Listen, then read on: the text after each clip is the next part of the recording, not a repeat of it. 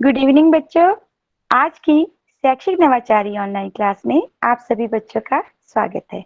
बच्चों, आज हम प्रतियोगी परीक्षा की तैयारी के लिए गद्यांश पर और अन्य व्याकरण संबंधी कुछ प्रश्नों पर बातचीत करेंगे।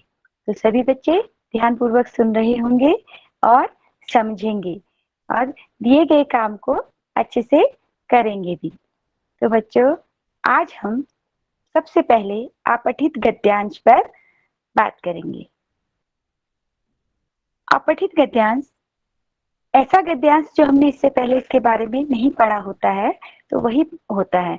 और प्रतियोगी परीक्षाओं में बच्चों की जानकारी लेने के लिए कि बच्चे अपने पढ़े हुए पाठ को कितना समझ पाए हैं, तो यह प्रश्न बहुत ही जरूरी होता है। और प्रत्येक प्रतियोगी परीक्षाओं में, चाहे वो नवोदय की हो, चाहे वो किसी कोई अन्य परीक्षा हो, मासिक परीक्षा हो, वार्षिक हो, तो उनमें यह जरूर होता है। तो बच्चे की समझ देखने के लिए, के मूल्यांकन के लिए, तो सभी बच्चे इस गद्यांश पर ध्यान देंगे और सुनेंगे।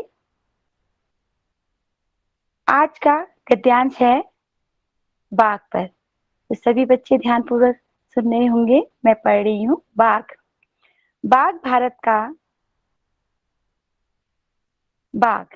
बाघ बच्चों, आपने देखा होगा शायद चिड़ियाघर में, जंगल में, या फिर पिक्चर में, टीवी में, जो बहुत खतरनाक जानवर होता है, जिसे जो कहाँ रहता है, आपने देखा होगा, जो गांव में रहते हैं बच्चे, तो प्राकृतिक बनी हुई गुफाओं में, है ना। प्राकृतिक गुफाएं बनी रहती हैं। वो किसी पत्थर से हो सकती है, कोई पेड़ की आड़ में हो सकती है, जहां पर एक होल सा बन जाता है, तो बाघ वहां पर अपना रहने का स्थान बना लेता है। तो बाघ के स्थान को हम मात कहते हैं। तो इस बाघ के बारे में इस पाठ में हम पढ़ेंगे। तो सभी बच्चे ध्यानपूर्वक सुनेंगे। बाघ भारत का राष्ट्रीय पशु है। यह वनों में पाया जाता है। इसकी देह पतली और हल्की होती है। इस पर गहरी कत्थई रंग की बहुत सुंदर धारियां धारियां बहुत सुंदर लगती हैं। इसका मुंह छोटा होता है और शेर की तरह गर्दन पर अयाल नहीं होता। इसकी दहाड़ शेर के समान दिल दहलाने वाली होती है। यह हमेशा टेढ़ी चाल चलता है और कभी भी अपने शिकार पर सामने से आक्रमण नहीं करता है। इसका आक्रमण हमेशा छिपकर होता है। यह चालाक और धूर्त पशु भी है। इसकी छलांग शेर से लंबी होती है और दौड़ने का वेग भी अधिक होता है। यह खूंखार मांसाहारी पशुओं में पूर्ति के लिए प्रसिद्ध है।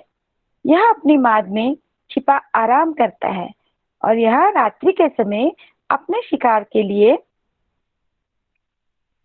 निकलता है। यह कभी कभी वन में लगे गांव में जाकर भेड़, भैंस आदि को भी उठाकर ले जाता है, फिर एकांत में बैठकर उसे खाता है। बाघ फुर्ती, चतुराई, साहस और तीव्रता का प्रतीक होने के कारण भारत का राष्ट्रीय पशु माना जाता है। तो बच्चों, आज हमने बाघ के बारे में जानकारी प्राप्त की और राष्ट्रीय पशु क्यों माना जाता है, इसके बारे में भी हमें इस गद्यांश से पता चला। तो सभी बच्चे बाघ से परिचित तो हैं ही, और बाघ कहाँ रहता है ये भी हमने देखा। तो इसी प्रकार से जो भी अपठित गद्यांश आता है, हमें उसे समझकर और उससे पूछे हुए प्रश्नों को हमें उन्हें बताना पड़ता है, उत्तर देना पड़ता है, जो कि हमारे गद्यांश में बताए गए हैं। तो बच्चों, आप लोग अनम्यूट होके या फिर कैसे अपने उससे आप उत्तर दे सकते हैं, जिसमें उत्तर लिखे भी हैं, और आप भी इससे संतुष्ट है तो बताएंगे। अगर कुछ और उत्तर आपको समझ में आता है तो वो भी बताएंगे।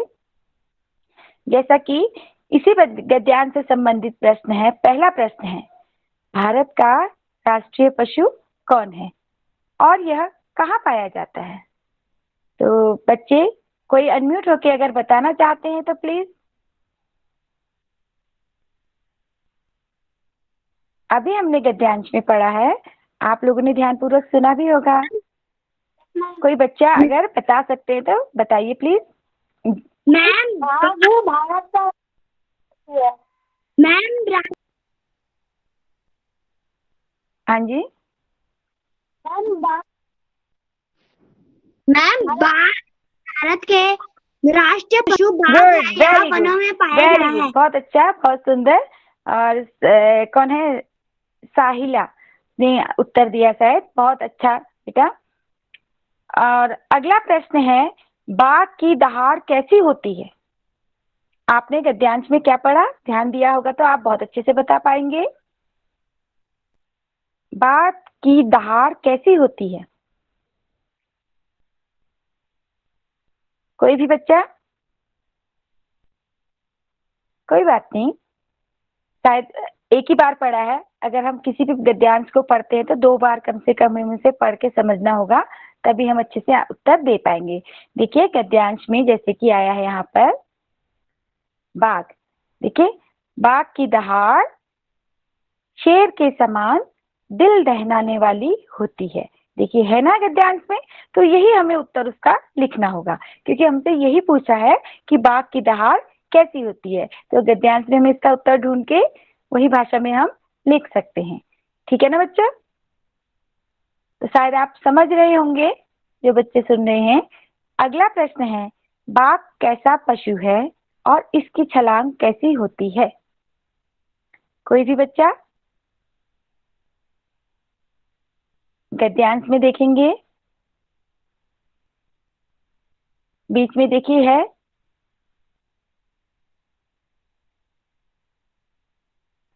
इसकी छलांग शेर से भी लंबी होती है और दौड़ने का वेग भी अधिक होता है।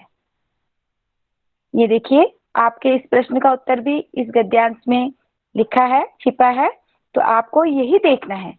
अपठित गद्यांश में हमेशा आपको गद्यांश अच्छे से समझ के पढ़ना है, फिर उसके उत्तर उसी में छुपे हैं जिन्हें आप अपनी भाषा में भी उत्तर लिख सकते हैं। तो ये स्पष्ट लिखा है इसमें, तो आपको यही उत्तर वहां जो होगा उसे देना होगा। है ना बच्चों, समझ में आ रहा है? Yes ma'am. ओके। हाँ जी, अगला प्रश्न है, बाघ अपना शिकार कैसे करता है? कोई भी बच्चा, उत्तर है भी सामने, पढ़ भी बाघ सकते हैं अपना और अपनी शिकार भाषा में भी छिपकर बता करता सकते है। हैं। जी मैम बिल्कुल। बाघ छिपकर हाँ करता हाँ है। बोलो, बोलिए बेटा। मैम छिप कर बाघ करता है शिकार और कभी सामने से वार नहीं करता वो।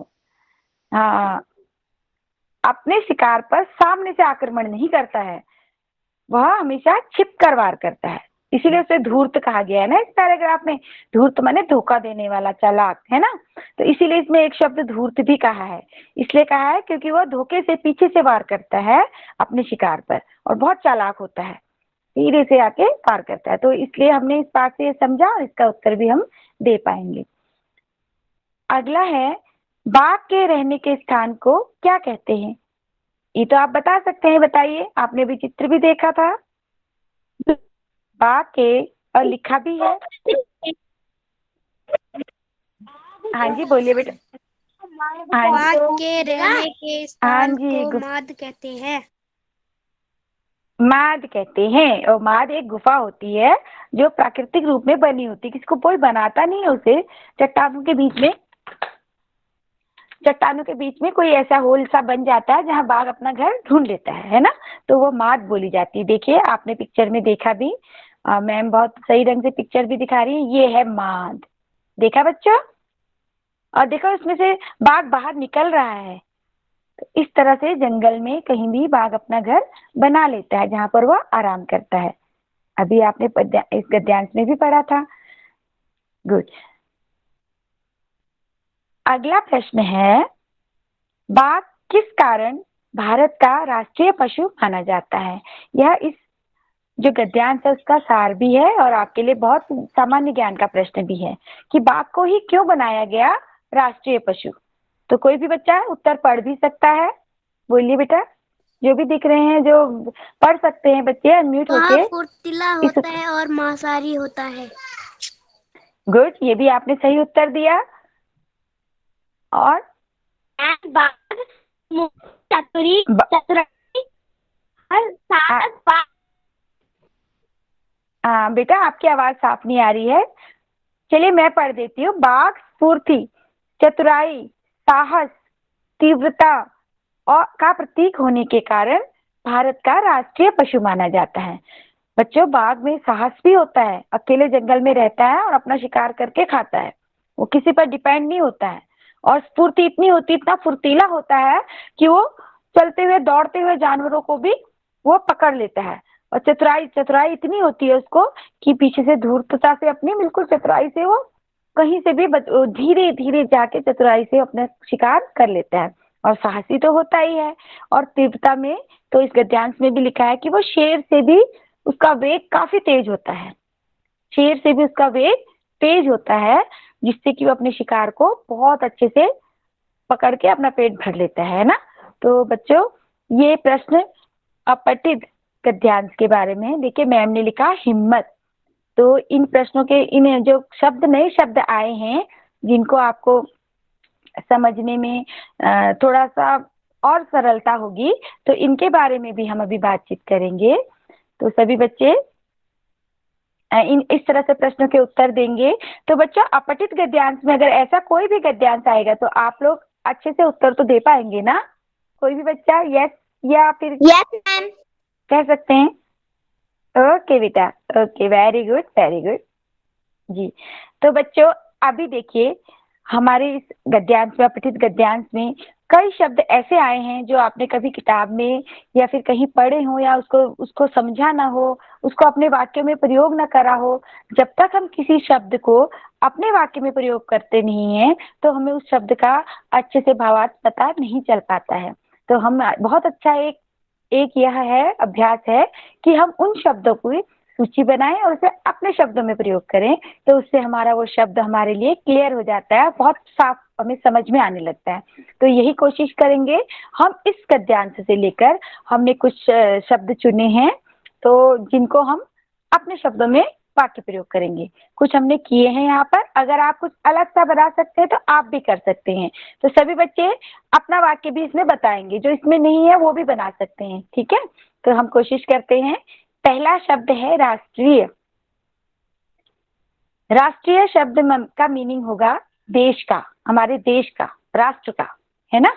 तो इसका वाक्य प्रयोग जैसे कि हमने बनाया है, हमारा राष्ट्रीय पुष्प कमल है ना बच्चों। तो अब आप कोई वाक्य प्रयोग बना सकते हैं। तो प्लीज कोई बच्चा राष्ट्रीय शब्द से लेके कोई भी वाक्य बना सकता है तो प्लीज अनम्यूट होके बताएंगे जल्दी। दहाड़ का मतलब अगर बच्चे ने नहीं सुना है, नहीं कभी शेर के बारे में सॉरी, उसका दूसरा दूसरा शब्द है हमारा अयाल। क्या है? अयाल। अयाल शब्द हो सकता है बच्चों ने पहली बार सुना हो, नया शब्द हो, सुना भी होगा तो कभी यूज ना किया हो। तो इसका मतलब होता है, आपने कभी शेर देखा है? शेर पिक्चर, शेर की पिक्चर, उसके गले में बड़े बड़े बाल होते हैं, पूरी गर्दन भरी होती है, उसके मुंह से, चेहरे से लेके गला पूरा भरा होता है ना। बब्बर शेर कहते हैं जिसे, वो जो टीवी में आपने देखा होगा। तो ये देखिए, मैम ने इतना सुंदर पिक्चर भी बना दिया आपको समझाने के लिए। Good ma'am, very good, ma'am ने बहुत अच्छा बनाया। तो बच्चे देखो, शेर के गले में जो बाल होते हैं वो अयाल कहलाते हैं।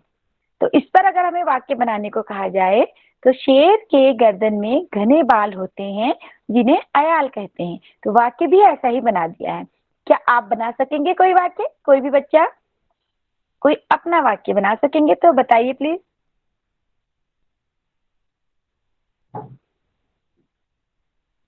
अयाल पर कोई वाक्य आप बना सकते हैं तो बना सकते हैं बच्चों।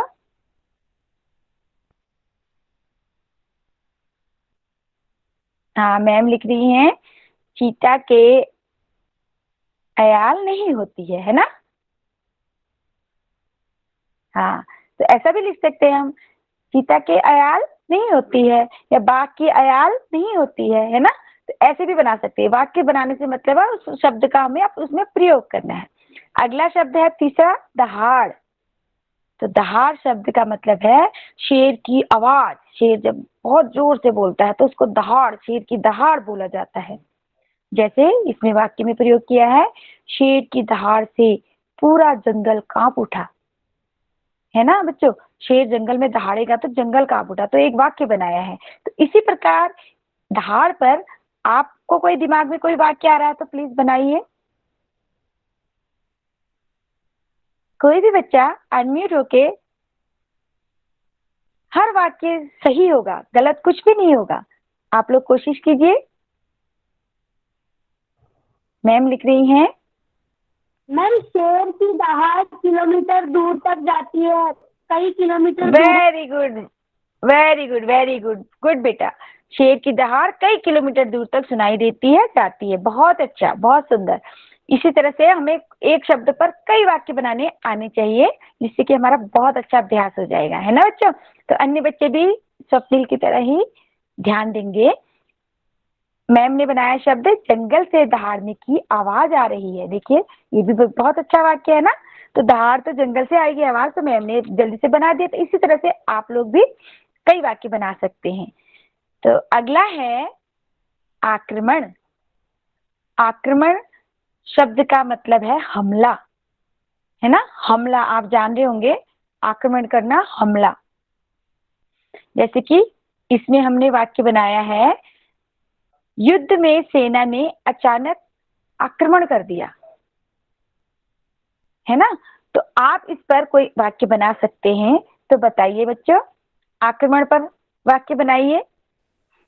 मैम रावण ने राम की सेना पर आक्रमण किया। वेरी गुड, वेरी गुड, बहुत बढ़िया, बहुत सुंदर, शाबाश बेटा। ये बहुत अच्छा वाक्य बनाया आपने। अन्य कोई बच्चा कोई दूसरा वाक्य भी बना सकता है, तो प्लीज कोशिश कीजिए। सभी बच्चे बना सकते हैं। चलिए, कोई बात नहीं। तो बहुत अच्छा बनाया इन्होंने वाक्य। वेरी गुड बेटा। अगला शब्द है चालाक। देखिए, हमारे गद्यांश में आया था ना, शेर बाघ चालाक होता है। तो चतुर, उसका मतलब है चतुर। वो बहुत चतुराई से काम करता है, इसलिए चालाक कहा गया उसे। तो इस पर वाक्य बनाया हमने, लोमड़ी बहुत चालाक होती है ना बच्चों। तो लोमड़ी को भी तो चालाक होती है ना, चालाक लोमड़ी की कहानियां भी सुनी होंगी आपने। तो लोमड़ी भी अपने शिकार के लिए बहुत चालाकी से अपना खाना लेती है। तो इसलिए बाघ की तरह लोमड़ी भी चालाक होती है। तो एक वाक्य ये बना। अब आप कुछ वाक्य बनाइए, आप अपने पर, अपने दोस्तों पर, अपनी क्लास पर, या अपने कोई भी किसी पर भी बना सकते हैं इस शब्द से वाक्य। बनाइए। मैं मेरी दोस्त बहुत है। Very good. साहिला ने कहा मेरी दोस्त बहुत चालाक है। हाँ बेटा, ये भी बहुत अच्छा वाक्य है। चालाकी होनी भी चाहिए, है ना। चालाकी हमेशा धूर्तता ही नहीं होती है। चालाक रहना, चतुर रहना तो अच्छी बात है, होशियार बच्चे में भी होती है ना, होता है ना गुण। गुड, बहुत अच्छा वाक्य बनाया। तो जरूरी नहीं था कि वो शेर से ही या लोमड़ी से ही बनाया जाए। आपने अपने पर या अपने दोस्त पर बनाया, तो ये बहुत अच्छी बात है। इसका मतलब आप इस शब्द से परिचित हो गए हैं, और आप कहीं भी वाक्य में इसको, अपनी भाषा में इसको यूज कर सकते हैं, प्रयोग कर सकते हैं। अगला शब्द है छलांग। छलांग तो आपका बहुत ही जाना पहचाना शब्द होगा, क्योंकि छलांग मार के जाना, छलांगना, ये तो हर भाषा में, हमारी कुमाऊनी में शायद यही बोला जाता है। तो इस पर वाक्य बनाया है, राजू ने मोहित से लंबी छलांग लगाई, है ना। तो बच्चों आप बनाइए वाक्य छलांग पर। कूद, छलांग का मतलब है कूदना, है मैम ना। कूद लगाना, शेर ने कूदना। गड्ढे में बहुत ऊंची छलांग लगाई। वेरी गुड, वेरी गुड, बहुत बढ़िया, ऐसा भी कह सकते हैं। शेर ने गड्ढे में बहुत ऊंची छलांग लगाई। गुड। और कोई बच्चा भी बना रहा है तो अनम्यूट होकर तुरंत रोहित बता ने बहुत सकते हैं। अच्छी छलांग मारी है। वेरी गुड, वेरी गुड, ये भी बहुत अच्छा है। गुड बेटा। तो इस तरह से हम छलांग शब्द से परिचित हो गए, और जहाँ पर कूदना, छलांग, इस तरह से उसका उपयोग हम कर पाएंगे अपनी भाषा में, है ना बच्चा। तो अगला शब्द है वेग। इस शब्द से बहुत कम बच्चे हो सकता है परिचित ना हो, या है भी तो कभी यूज ना किया हो। वेग का मतलब है गति, तेजी, है ना बच्चों। तो इस पर वाक्य बनाया है, समझने की कोशिश करेंगे। रोहन की गेंद अत्यधिक वेग के साथ ऊपर से गिरी।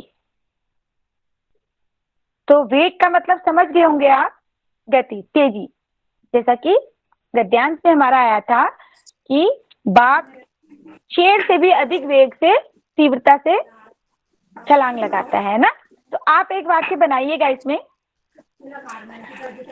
मैम घोड़ा वेग से गति लगाता है। बेटा आपने सही वाक्य सही बनाया है, पर घोड़ा वेग से दौड़ता है, अत्यधिक मैम वेग सॉरी, से, बोलने है में ना। गलती हो गई। नहीं नहीं, अब मैं समझ गई थी बेटा, आपने वेग और गति दोनों बोल दिया, पर ऐसा कुछ नहीं है। अच्छा बोला आपने, बहुत अच्छा बनाया कि घोड़े की दौड़ने का वेग बहुत तेज होता है, या घोड़ा घोड़ा अत्यधिक वेग से दौड़ता है, ऐसा कैसे? वेग का मतलब आप समझ चुके हैं, गति। तेजी। हाँ जी बिल्कुल।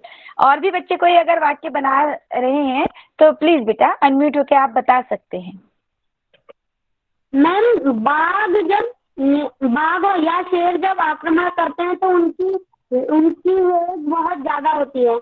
गुड बेटा, वो वेग वेग से, गति से अगर आते हैं तो तभी अपने शिकार को कैच कर लेते हैं ना। अगर थोड़ी गति कम होगी उनकी, क्या होगा? शिकार भाग जाएगा, उसे पता चल जाएगा ना। तो ये आप बहुत अच्छे से समझ रहे हैं इसे, ये बहुत अच्छी बात है। एक बच्चा लिख रहा है कि ये कौन सी क्लास है। बेटा ये सभी जितने बच्चे जुड़े हैं सभी के लिए जरूरी है, प्राथमिक से लेके जूनियर 8 तक के सभी बच्चे इसको पढ़ेंगे, उनका अभ्यास ही होगा, क्योंकि इसी प्रकार के प्रश्न हमारी प्रतियोगी परीक्षाओं में पूछे जाते हैं और आप लोगों को इसी प्रकार से उनके उत्तर विकल्पीय तरीके से या फिर लिखकर देने पड़ते हैं। अगला प्रश्न, शब्द है खूंखार। खूंखार मीन्स अर्थ है खतरनाक। खूंखार खतरनाक। तो इसमें वाक्य ये बना है, पहले मैं ये वाक्य बोल दूं तो सभी बच्चे, जंगल में खूंखार जानवरों का भय बना रहता है ना बच्चों। खूंखार मतलब जो मांसाहारी जानवर घूम रहे होते हैं खुले, और उनको कुछ भी खाने को मिल जाए जिस पर झपट के वो अपना शिकार बना लेते हैं और खा लेते हैं। तो इस तरह से जंगल में खूंखार जानवरों का भय बना रहता है। जैसे कि मैम लिख रही हैं। हाँ बोलो मैम। भेड़िया खूंखार जानवर होता है। बिल्कुल, भेड़िया भी मांसाहारी है और वो भी कोई देखता है तो खूंखार होता है। जैसा कि मैम ने भी लिखा, शेर खूंखार जानवर है। बिल्कुल। और भी कोई बता सकते हैं? खूंखार से कोई वाक्य बना सकते हैं? मैम सारे जंगली जानवर और बाज और कुछ पक्षी बहुत हाँ जी बेटा, आपकी आवाज थोड़ी कम है। हाँ जी, चीता खूंखार है। बहुत अच्छा, बहुत बढ़िया बेटा, आप समझ रहे हैं तो ये अच्छी बात है। आप लोग एक शब्द से अनेक आप वाक्य बना सकते हैं अगर आप उस शब्द को समझ चुके हैं। तो यही इस जो हमारा अभ्यास है इसका यही उद्देश्य भी है, और आप लोग उसको भरपूर उसका लाभ उठा रहे हैं। तो अगला प्रश्न है हमारा रात्रि। रात्रि एक सरल शब्द है जिसका प्रयोग हम रात के रूप में करते हैं। हम रात कहते हैं, रात्रि तो हमने नहीं बहुत कम, कभी कभी शुभ रात्रि कह सकते हैं, है ना। तो शुभ रात्रि भी इसका एक वाक्य बन सकता है। तो इसका जो हमने ये बनाया है, आसमान में तारे रात्रि को दिखाई देते हैं, है ना। तो ये तो एक सरल वाक्य है। इस तरह से आप बहुत सारे वाक्य बना सकते हैं। चलिए बनाइए। हम रात्रि को सोते हैं। बिल्कुल, बहुत बढ़िया। हाँ, रात में अंधेरा होता है, रात काली होती है। बिल्कुल, बहुत अच्छे वाक्य बना रहे हैं आप। रात्रि लिखेंगे उसमें। हाँ, अगर रात्रि, देखिए ये भी ध्यान देंगे, जो शब्द है जिसका उत्तर हम अर्थ लिख रहे हैं, तो वाक्य प्रयोग करते समय उसी शब्द को हम अपने वाक्य में प्रयोग करेंगे। हम रात का प्रयोग नहीं करेंगे, रात हमने अर्थ में रखा है यहाँ पर, हम रात्रि ही का प्रयोग करेंगे उसमें। अपने वाक्य में हम उस शब्द को लेंगे जो शब्द हमें समझाया जा रहा है। तो इस बात का भी ध्यान देंगे सभी बच्चे। वेरी गुड बच्चों। अगला शब्द है मांसाहारी। तो जो कि आप बात से ही स्पष्ट है, मांस खाने वाला, सिर्फ मांस ही खाता है। जो जैसे कि शेर है, वो घास या रोटी या दूध नहीं खाएगा, वो सिर्फ मांस ही खाएगा। चाहे भूखा रहेगा, जब मिलेगा उसको मांस ही खाएगा। तो वह शुद्ध मांसाहारी जानवर होते हैं, है ना। मैम स्लाइड थोड़ा सा ऊपर कर दीजिए मैम। हाँ जी बेटा। हाँ चलो आप लोग बनाइए। मांसाहारी जानवर है। बिल्कुल, बहुत अच्छा बेटा, चीता मांसाहारी जानवर है। और बताइए, और वाक्य बनाइए। मैम लोमड़ी मांसाहारी बनाइए। हाँ, लोमड़ी मांसाहारी जानवर है। मैम लोग मांसाहारी भोजन भी ग्रहण करते हैं। हाँ बिल्कुल, लोग मांसाहारी भी होते हैं, शाकाहारी भी होते हैं ना। और मांसाहार शाकाहार दोनों भी होते हैं, है ना। उसको क्या कहते हैं, कोई बच्चा बता सकता है? जो मांसाहारी और शाकाहारी दोनों। हाँ जी बिल्कुल, गुड, वेरी गुड। ये भी आना चाहिए ना, हमें पता होना चाहिए। सर्वहारी, हाँ गुड, वेरी गुड। आप लोग समझ रहे हैं, अच्छी बात है। अगला शब्द है हमारा स्फूर्ति। स्फूर्ति आपने इस शब्द में, इस गद्यांश में पढ़ा था, जिसका मतलब है फुर्ती, फुर्तीला, है ना। तो तेजी से, मतलब बहुत चंक जो कहते हैं, फुर्तीला है। तो इस शब्द से मतलब यह है, इसका वाक्य प्रयोग है, स्फूर्ति बनाए रखने को हमें अपने आहार का ध्यान रखना चाहिए। देखिए बच्चों, स्फूर्ति हमें भी होनी चाहिए। अगर हम अपने आहार का ध्यान नहीं रखेंगे तो हम बहुत कमजोर से, ढीले से, और हमारी जो होनी चाहिए, जितना हमारे शरीर में स्फूर्ति होनी चाहिए, वो कम हो जाएगी, है ना। फिर हम अपना काम अच्छे से नहीं कर पाएंगे। तो स्फूर्ति से आप सभी बच्चे भी कोई वाक्य बनाएंगे। शेर बहुत फुर्तीला होता है। गुड, फुर्तीला की जगह स्फूर्ति भी लिख सकते हैं, क्योंकि हमें स्फूर्ति का वाक्य बनाना है ना। तो आप स्फूर्ति से फुर्तीला समझ रहे हैं, आप बना रहे हैं, पर उपयोग आप, मैम चीता बहुत फुर्तीला जानवर होता है। बिल्कुल होता है, पर आप वहां पर स्फूर्ति लिखेंगे, ठीक है, क्योंकि स्फूर्ति पर वाक्य बनाना है आपको। उसका Yes, अर्थ आप मैम। समझ रहे हैं, ये ध्यान देंगे बच्चों। हाँ, शेर के यस मैम। अंदर स्फूर्ति होती है। देखिए मैम ने लिखा स्फूर्ति मतलब फुर्ती होती है उसके अंदर, है ना। तो इसको थोड़ा यस सा मैम। इस शब्दों में बनाएंगे, और इस बात का जरूर ध्यान देंगे, जो शब्द हमने, जिसका अर्थ बताया है, हमें वाक्य उसी शब्द को लेना है उस वाक्य में।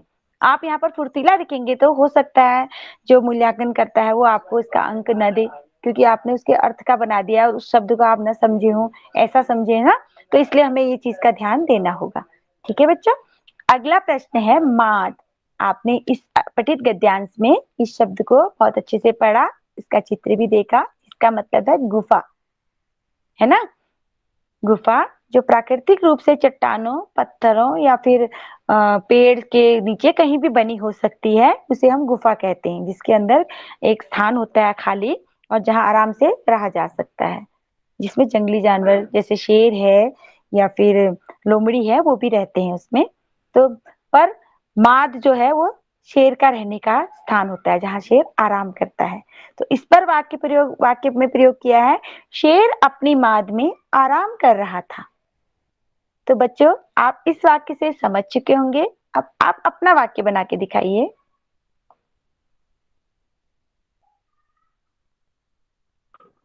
मैम शेर और बाघ में रहते हैं। बिल्कुल, बहुत अच्छा, शेर माद में रहता है ना। तो और भी बना सकते हैं हम, जंगल में मैंने एक माद देखी, है ना। इस तरह से भी बना सकते हैं, शेर से ही ना जोड़े उसे, अपने शब्दों से भी जोड़ सकते हैं। मेरे दोस्त ने एक माद देखी, उसे उसके बारे में मुझे बताया, या मैंने चित्र देखा माद का, ऐसे भी बना सकते हैं ना। कुछ भी बना सकते हैं जिससे कि आप उस शब्द को समझ चुके हैं और आप उसे अपनी भाषा में प्रयोग कर रहे हैं, है ना। तो अगला शब्द है हमारा एकांत। एकांत शब्द से सभी बच्चे परिचित होंगे, मतलब अकेला, अकेले, एकांत में, है ना। तो इस पर वाक्य प्रयोग बना है, हमें एकांत वातावरण में पढ़ाई करनी चाहिए। तो बच्चे समझ रहे होंगे। तो बच्चा आप कोई वाक्य बनाइए आप। मैम जी। मैम बूढ़े व्यक्ति एकांत में बैठे रहते हैं। हाँ बेटा, आपने वाक्य प्रयोग अच्छा बनाया। तो वो एकांत में क्यों बैठे रहते हैं? वो तो लोगों में बैठना भी पसंद करते होंगे ना, शायद उनके साथ शेर कोई। अपना शिकार एकांत में करता है। मैम कुछ हाँ कुछ बिल्कुल, लोग अलग भी होते हैं।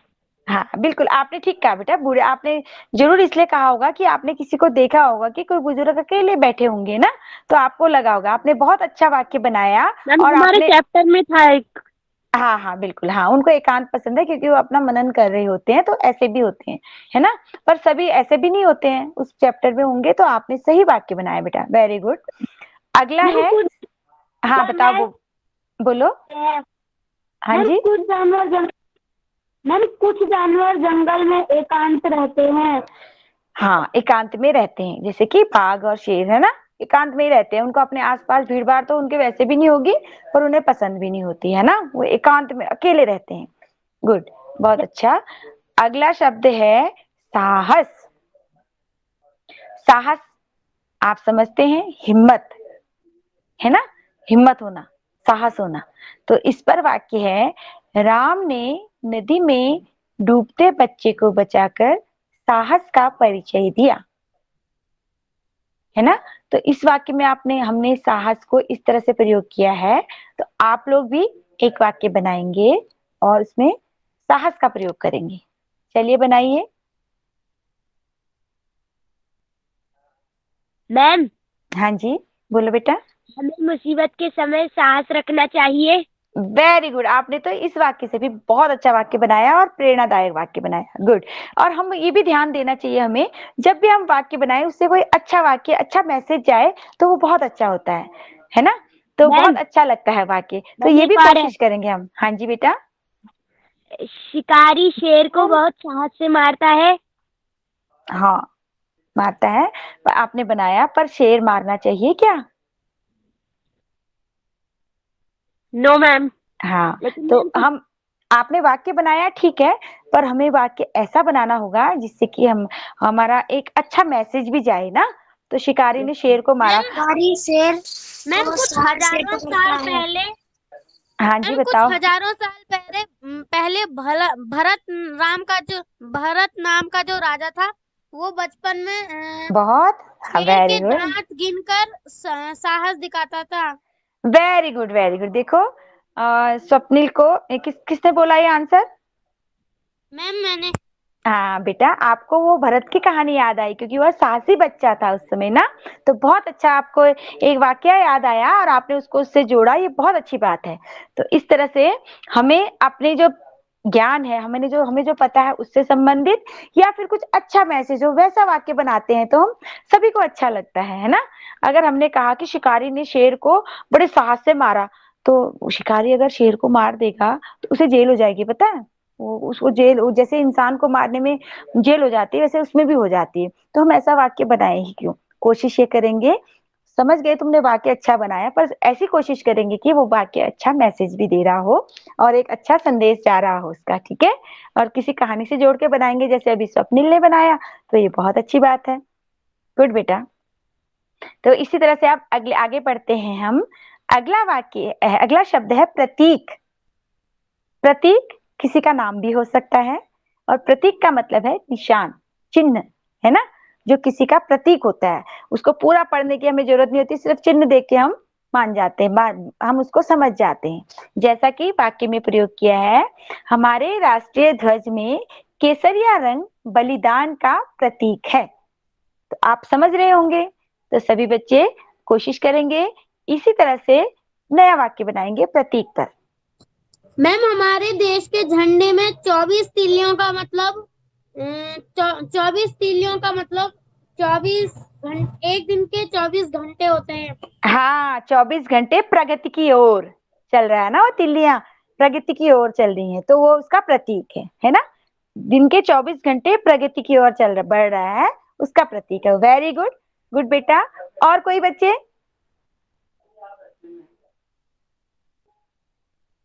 चलिए, आप लोग समझ चुके हैं इसको, प्रतीक माने क्या होता है ना? तो बच्चे, सभी बच्चों ने इस गद्यांश में आए हुए नए शब्दों पर अपने शब्द बनाए भी और पढ़े भी, तो ये बहुत अच्छी बात है। सभी बच्चे, ये स्लाइड आपके पास आएंगी जब ना, तो इसी तरह से नए नए दो दो शब्द, एक एक शब्द के पे दो दो वाक्य बनाएंगे, तो बहुत अच्छा अभ्यास हो जाएगा आपका। और आप कहीं भी कोई शब्द आएगा तो तुरंत उस पर आप वाक्य बना पाएंगे, समझ पाएंगे। और अपने जब आप कोई कहानी लिखेंगे, या आप जब कोई अनुभव, अपना घटना या अनुभव लिख रहे होंगे, तो इन शब्दों का यूज करेंगे, उपयोग करेंगे, तो आपका जो लिखा होगा वो बहुत प्रभावशाली होगा, है ना? थोड़ा अच्छा सा, और नए शब्दों का उपयोग करके लिखेंगे तो बहुत प्रभावशाली होता है, जिससे कि टीचर को भी बहुत अच्छा लगता है और बच्चे की लिखने की जो रचनात्मकता है बहुत अच्छी हो जाती है। तो सभी बच्चे नए शब्दों पर वाक्य बनाने का अभ्यास करेंगे। तो बच्चों, हमारी प्रतियोगी परीक्षाओं में एक प्रश्न इस प्रकार से भी आता है, जिसमें कि विकल्प होंगे। अभी आप इनको पढ़ेंगे, सुनेंगे, अभ्यास सुनेंगे और समझेंगे, इसी प्रकार के अन्य शब्दों को भी ढूंढेंगे, है ना? तो जैसे ढूंढेंगे आप, तो आपको ऐसा कहीं मिलेगा कि जिसके एक वाक्य है और उस वाक्य को पूरा हमें नहीं बोलना है, उसके लिए एक शब्द बोलना है हमें। वाक्यांश के लिए, पूरे एक वाक्यांश को एक शब्द से हमें अगर प्रस्तुत करना है तो हम किस तरह से करेंगे, जैसे कि आप करते भी होंगे और अभी आपको और अच्छे से समझ में आ जाएगा। जैसे है, पहला है जिसकी आवश्यकता नहीं होती। जिसकी आवश्यकता नहीं होती तो उसको हम अनावश्यक बोल देते हैं, है ना? अनावश्यक बातें मत करो, अनावश्यक मत बोलो, अनावश्यक वहां मत जाओ, ऐसा बोलते हैं ना, आपने कभी अपने पाठ पढ़ते समय कहीं पढ़ा भी होगा और अपने टीचर के मुंह से या किसी के मुंह से सुना भी होगा। तो उसके लिए उनको पूरा ये नहीं कहना पड़ा कि जिसकी आवश्यकता नहीं हो, ऐसा नहीं कहा, उन्होंने सिर्फ अनावश्यक कहा, तो हम समझ गए कि इसकी आवश्यकता नहीं है। तो इसी तरह से कई ऐसे शब्द हैं जिनको आप सूची बना के उनको आप पढ़ेंगे, तो आपको जब भी आपके कोई प्रश्न पूछा जाएगा तो आप उसका आराम से उत्तर दे पाएंगे। और अपने लिखे हुए जो रचना आप लिख रहे हैं या फिर कुछ अपने अनुभव लिख रहे हैं, जैसे कि आप अभी बताया मैंने, उसमें भी इन शब्दों का प्रयोग करेंगे तो आपको कम लिखना पड़ेगा और बहुत प्रभावशाली होगा वो। जिस तरह से अगला वाक्यांश है, जिसका आदर नहीं किया गया हो। जिसका आदर नहीं किया गया हो वो है अनादर। तो इस शब्द से ही हम समझ जाएंगे कि आदर नहीं किया गया उसका। तीसरा वाक्यांश है, जो पूर्ण नहीं हो। जो पूर्ण नहीं, पूरा ही ना हो, उसे बोलेंगे हम अपूर्ण, है ना। तो अपूर्ण शब्द आपने कभी अपनी किताब में और कई प्रश्न पूछे गए प्रश्नों में भी पूछा जाता है। जैसे कि कार्य अपूर्ण है, मैम भी लिख देती हैं आपका कार्य अपूर्ण है, पूरा नहीं है ना, तो इसे पूर्ण करो। तो इस तरह से इस शब्द का प्रयोग आप सुनते भी हैं, लिखते भी हैं, पढ़ते भी हैं। और अब आप आगे को अपने वाक्य बनाएंगे, अपनी कहानी, अपने अनुभव लिखेंगे, तो या कहीं पर इस शब्द की आपको आवश्यकता होगी तो आप इसे प्रयोग भी करेंगे, है ना बच्चों। तो जिससे कि आपको कम लिखना पड़ेगा और बात स्पष्ट भी हो जाएगी। अगला है, जो मापा नहीं जा सके। जिसको नहीं नाप सकते हैं वो है अपरिमेय। अपरिमेय, जिसको माप नहीं सकते हैं। तो इस शब्द को भी सभी बच्चे परिचित होंगे इससे, और इसे अपनी भाषा में आप प्रयोग करेंगे। शब्द को पहचानने समझने के लिए सबसे अच्छा उस पर वाक्य बनाकर अपने शब्दों में प्रयोग करना ही सबसे अच्छा अभ्यास होता है। तो बच्चे इस अभ्यास के द्वारा नए शब्दों के अपने वाक्य बनाएंगे तो उनकी भाषा स्पष्ट होने लग जाएगी। ठीक है ना बच्चों। अगला है, जो पहले पढ़ा नहीं गया हो। जैसा कि जो पहले हमने नहीं पढ़ा और आज पहली बार पढ़ रहे हैं हम उसे, वो है अपठित।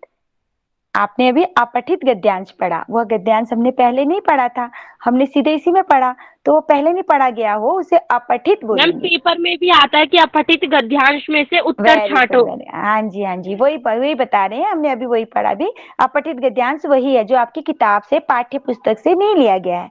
अगर पाठ्य पुस्तक से लिया होगा तो पठित हो गया हो, आपने पढ़ा है वो, है ना। तो नया यस मैम। तो अपठित। अच्छा बच्चों, ये भी बता सकेंगे आपके अपठित गद्यांश क्यों आता होगा? आपकी किताब से कोई गद्यांश क्यों नहीं आता होगा? कोई बच्चा सोच पाएगा इसको?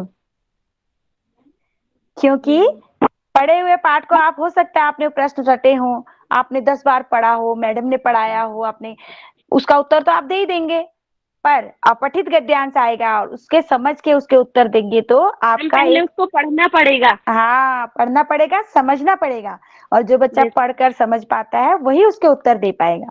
तो इस तरह से मैम। आपका वहां मूल्यांकन इसलिए होता है ना। तो ये है। Yes ma'am. अगला है, नीचे की ओर लाना या खींचना। देखिए बच्चों, नीचे की ओर लाना या खींचना, इसका है अपकर्ष, है ना, अपकर्ष। इस शब्द को अगर आप अपने किसी वाक्य में प्रयोग करके लिखते हैं तो आपकी भाषा बहुत अच्छी हो जाती है, जिससे पता चलेगा कि बच्चे ऐसे शब्दों से भी परिचित हैं। ठीक है ना। अगला है, जो धन को व्यर्थ ही खर्च करता हो। जो धन को व्यर्थ ही खर्च करता हो। सॉरी मैम, ये सही है क्या अपव्ययी?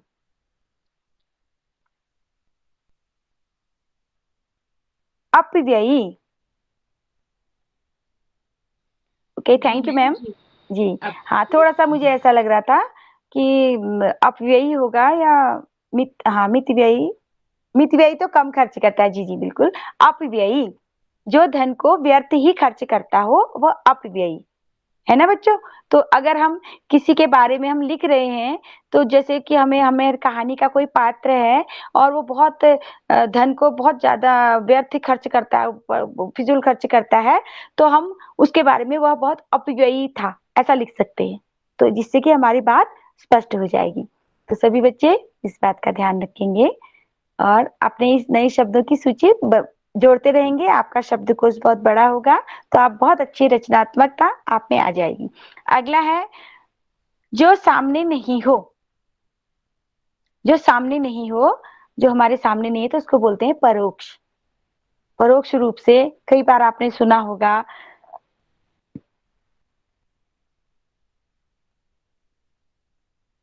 प्रत्यक्ष, सामने हो या प्रत्यक्ष, अप्रत्यक्ष, है ना।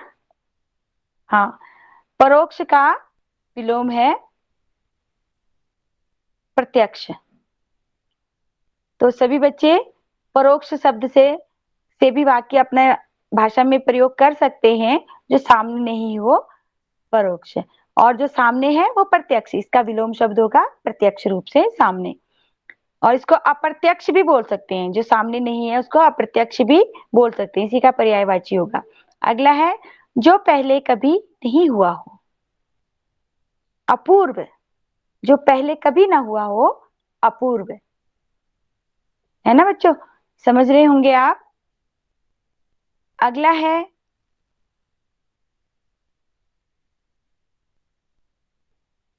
अपूर्व का विलोम होगा पूर्व। जैसा कि मैम ने क्लियर किया है, जो पहले हुआ हो, पूर्व।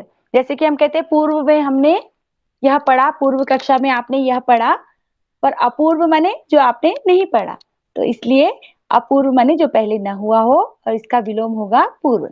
अगला है जिसका विवाह नहीं हुआ हो, अविवाहित। इस शब्द से भी आप परिचित होंगे, अविवाहित। और अविवाहित का विलोम होगा विवाहित, जिसका विवाह हो चुका है ना बच्चों, समझ रहे होंगे। इन शब्दों को समझने के लिए इनका विलोम शब्द के साथ अगर हम इसको जोड़ेंगे तो हम और अच्छे से समझ पाएंगे। अगला है जो पीने योग्य नहीं है। जो पीने योग्य नहीं हो, ना हो, तो वो है अपेय।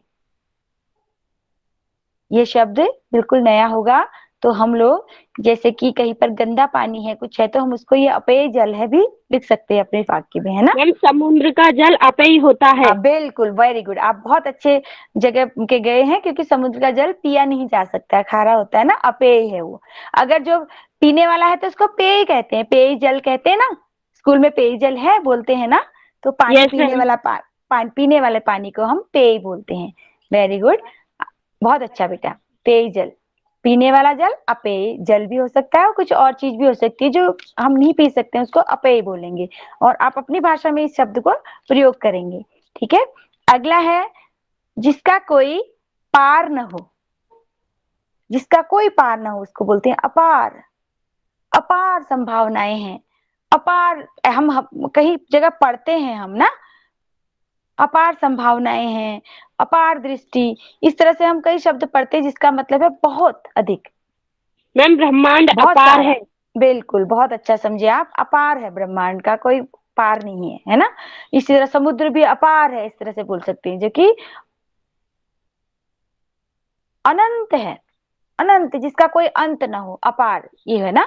तो ये शब्द के हम विलोम शब्द या उससे हम इसको समझ सकते हैं, इसके पर्यायवाची शब्दों से समझ सकते हैं। जैसे कि मैम बहुत अच्छे से बता रही हैं।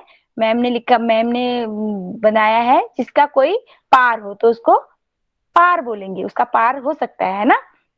तो इसी तरह से हम उसको नकारात्मक और सकारात्मक विलोम और शब्द से हम उसको अधिक अच्छे से समझ सकते हैं। अगला है जिसका त्याग नहीं हो सके, अत्याज्य। जिसको हम नहीं त्याग सकते वो है अत्याज्य। तो सभी बच्चे इस नए शब्द से भी समझेंगे त्याज्य। अगर हम जिसको त्याग सकते हैं वो त्याज्य होगा, है ना, वह त्याज्य होगा जिसको हम त्याग सकते हैं। जैसे हम मांस खा रहे हैं तो मांसाहार भोजन को हम त्याग सकते हैं, तो त्याज्य है वो, है ना। पर हम खाना भोजन को त्याग सकते हैं? नहीं, नहीं त्याग सकते ना, नहीं तो हम कमजोर हो जाएंगे, हम फिर जी नहीं पाएंगे। इस तरह भोजन जो है हमारा अत्याज्य है, पानी अत्याज्य है, और कुछ ऐसी चीजें हैं जो हमें सूट नहीं करती, हमें अच्छा नहीं लगता, हम उसको त्याग सकते हैं, वो त्याज्य है ना। भोजन, पानी, हवा अत्याज्य हैं। देखिए मैम ने स्पष्ट कर दिया, भोजन, पानी, हवा अत्याज्य है, उनको कोई भी त्याग नहीं सकता है। तो इस बात से आप स्पष्ट समझ रहे होंगे।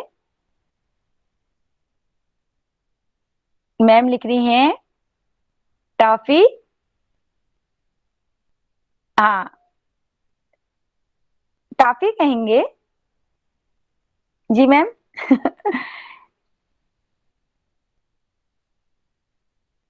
चॉकलेट, हाँ टॉफी चॉकलेट। बोलिए त्याजी है ना, त्याजी है। Yes ma'am.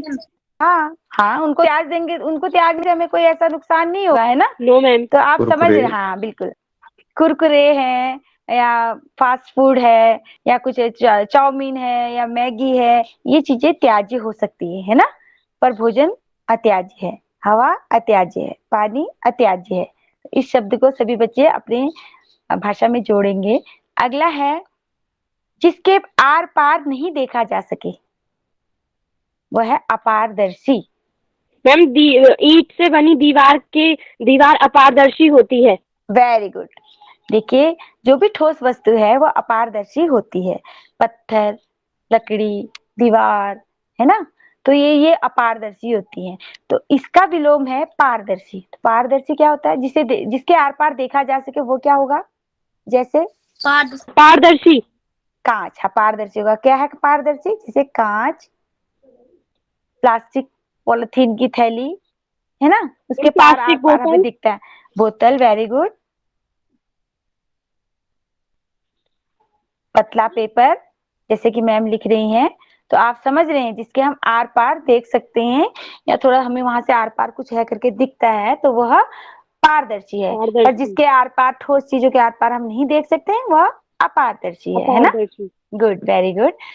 वह समय अगला है, वह समय जो भोजन के बाद आता है, मध्याह्न भोजन के बाद आता है, उसे बोलते हैं अपराह्न। क्या बोलते हैं, अपराह्न। दोपहर के बाद, 12 बजे के बाद आता है जो, उसको बोलते हैं अपराह्न। अब आप कहेंगे जो 12 बजे से पहले आता है उसे क्या कहते हैं, बताइए। पूर्वाह्न। क्या कहेंगे, पूर्वाह्न। जी पूर्वाह्न कहेंगे। तो सभी बच्चे दोपहर भोजन के बाद या 12 बजे के बाद के समय को अपराह्न और 12 बजे से पहले के समय को पूर्वाह्न, है ना बेटे बच्चों। तो एक शब्द में हमने ये बोला, तो सभी बच्चों ने विलोम शब्द और पर्यायवाची शब्द, विलोम शब्द के जरिए आप लोगों ने आज के वाक्यांश के लिए एक शब्द को पढ़ा। इसी तरह से बच्चों यही नहीं, इस तरह से कई वाक्यांश होते हैं ऐसे। साथियों अगर अभी तक आपने इस चैनल को सब्सक्राइब नहीं किया है तो प्लीज सब्सक्राइब का बटन दबाकर इसे सब्सक्राइब करें, घंटी का बटन दबाकर ऑल नोटिफिकेशंस ऑन कर दें ताकि हमारे लेटेस्ट वीडियोज आपको मिलते रहें। आपका बहुत बहुत धन्यवाद।